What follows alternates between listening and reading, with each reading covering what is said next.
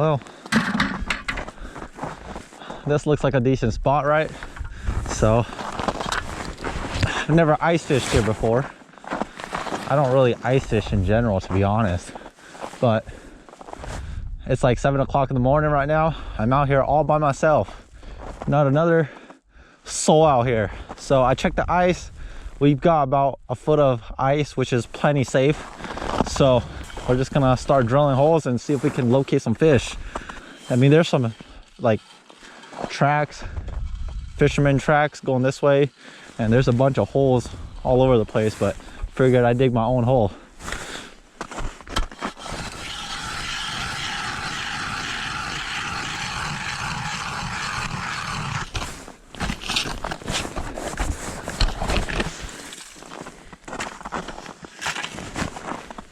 I came out here and got all my ice fishing gear, and I forgot my ice skimmer. If you don't know what an ice skimmer is, it's basically to dig out all the ice from your hole. That way you don't have to use your hand. But I forgot it. It's at home, so we're just gonna improvise here. We're just gonna use this little blade cap, whatever you call this thing, from my auger, just to scoop up the slush. That way we can drop our line in there. You guys can't tell, I don't ice fish very often, so I don't have like a Vexilar or any type of fish finder yet, but that ain't gonna stop me from coming out here. You can still catch fish even without a fish finder. It just makes it a little bit more difficult, but yeah, we've got plenty of ice, which is good. So I've just got a little Shimano Sienna 500 as my reel. And then I've just got this Quantum ice rod. It's a 26-inch rod. It's a light action rod. I have 4-pound mono on here. And then I have a little tiny 1/16 ounce tungsten jig head. And so it's just got a little hook on there. And what I'm going to tip that jig head with is just some mealworms. So I'm basically just going to wacky rig it. If you're familiar with what wacky rigging is, it's pretty much you just grab your mealworm or your worm and you just hook it right through the middle of your hook. So let me just grab one here. Here's a mealworm, just right through the middle. That's how I have it rigged up right now. It's just hooked right through the middle, perpendicular to my hook. And so I'm gonna put my glove back on because it's actually kind of chilly. It's 14 degrees and there's a slight wind blowing. So we're gonna drop and we'll see how this goes. Drop. We're gonna drop right down to the bottom. So it's cold, and what happens is when your line gets wet, all your guides, like, they can start forming ice, and then it'll make it a pain to like reel in your line. But what we're gonna start out with is we're just gonna start out by dropping our jig all the way to the bottom. And once it gets to the bottom, then we're just gonna slowly jig our way all the way back up to the surface. So I'm not exactly sure how deep it is. If it's like 20 feet deep, then we're gonna start at 20 feet. If we don't get hits, we'll go up to like 18 feet. Don't get hits, up to 16, up to 14, 12, 10 feet, so on and so on. Looks like there's a car that showed up. So I wasn't getting any hits, so I was just moving around drilling holes, and I actually caught this nice perch. He's been out on land for like 2 minutes, and you can see he's frozen solid. It's like 14 degrees and there's a wind chill on top of it. Look, like my reel is completely iced up right now. So just gotta be conscious of that, you know, just make sure that my guides are okay. That way if I hook up into a fish and it's a big fish, like, you know, I can like drill, or I can like let my drag go loose. Oh, I got a fish. Fish on.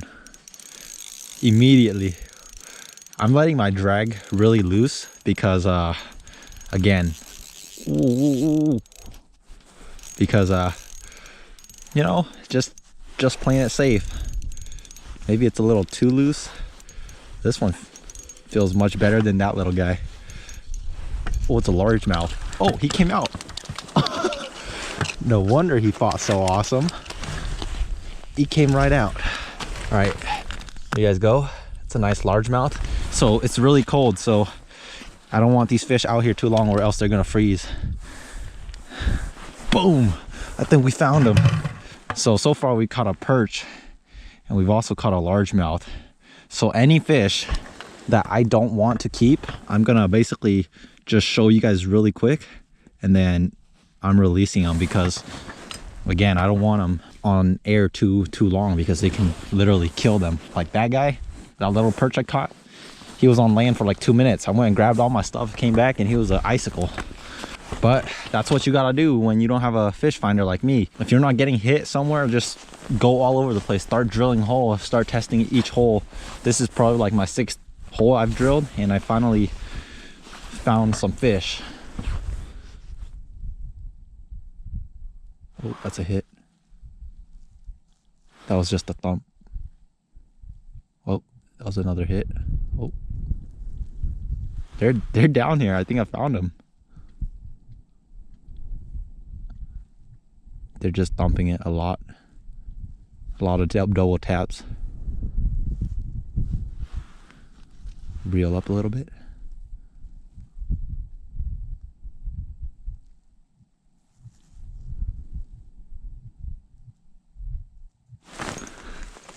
Got him.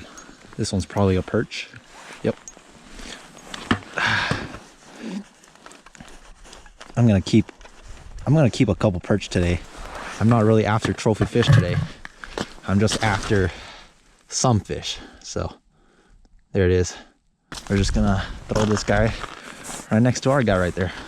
So it seems like every single time I'm catching a fish, my mealworm just comes right off.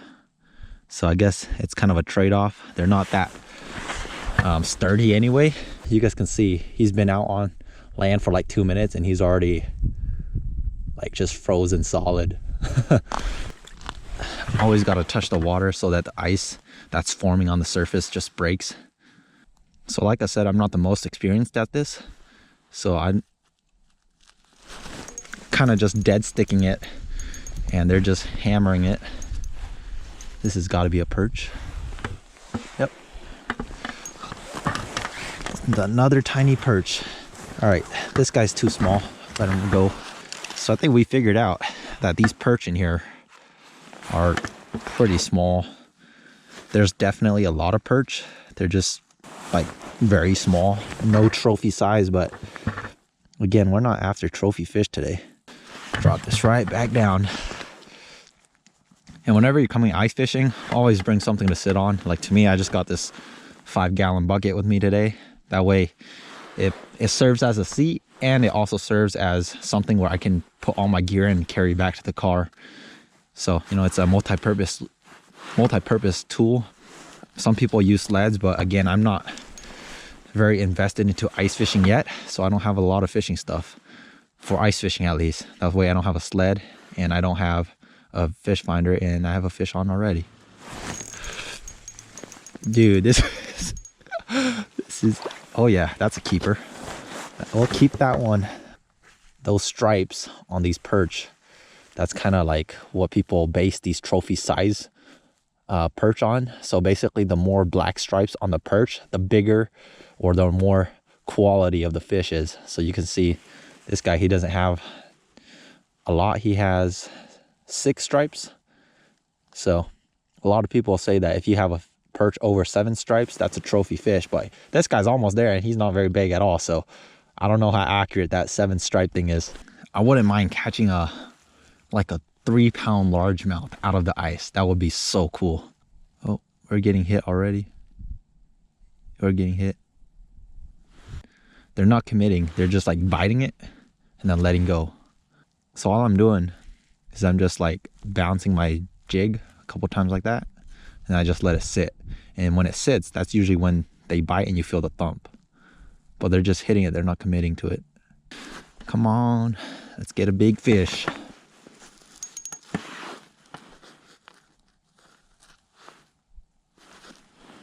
Oh, that was a fish.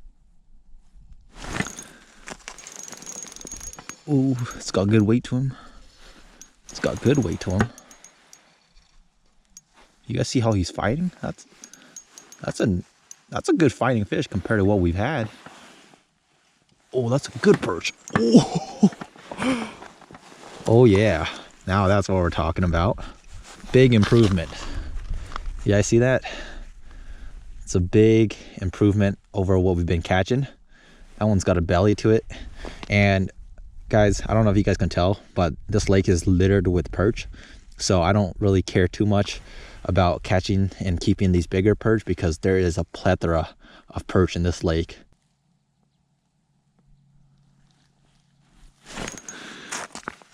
Dude, they're literally like right there.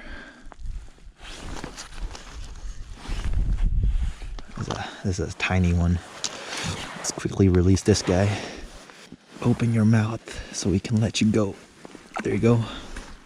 So here's the hole I'm fishing from. So I'm just gonna drill a hole right here. I'm gonna drop one of my GoPros down this way, and hopefully it can, you know, record whatever on this side, whatever's happening on this side when I'm catching fish.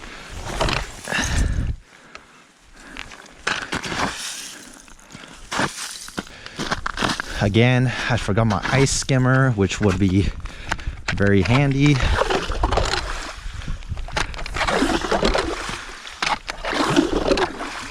Now we can fish in this one and drop our camera in this one. I've just got this improvised GoPro here. We're just gonna drop it down and let's see if it can help us get some cool underwater shots. Let's just hope I don't lose it. So it's facing the wrong way. Is there a way I can make it turn? He's on. He's on. Oh, he's not on.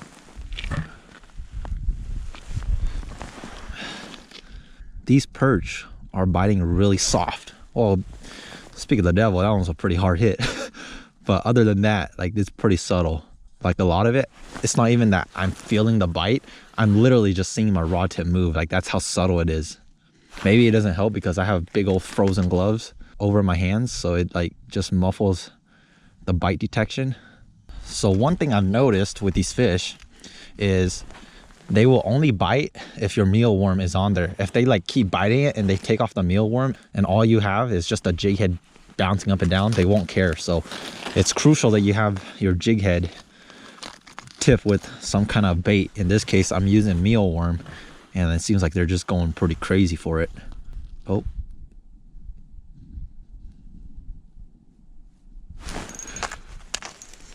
Fish on. Yep. Fish on. Oh no. He's tangled with my camera. He's tangled with my camera. I have to pull this thing out. Ah, shucks.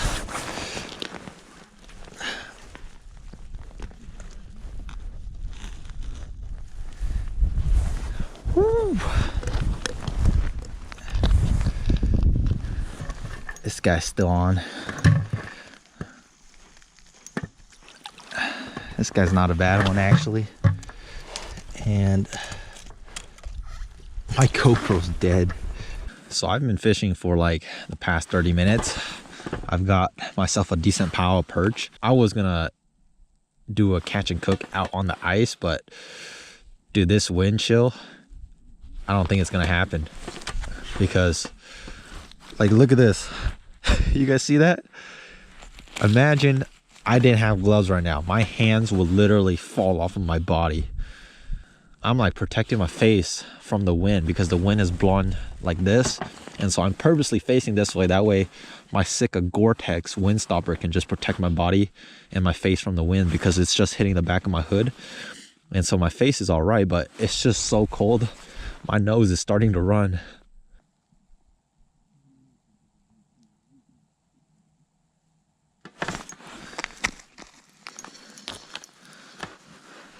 Got good weight to him. Oh yeah, that's what we're talking about. Slight improvement.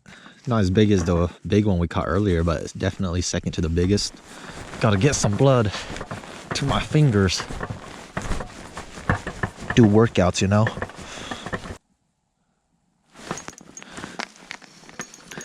Got him. Feels like another nice one. Oh yeah, that's a good one for sure.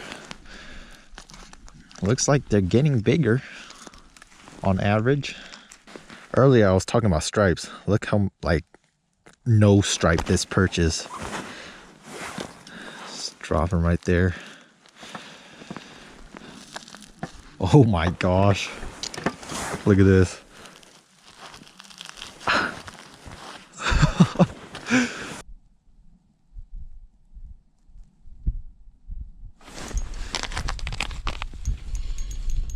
Ooh, ooh.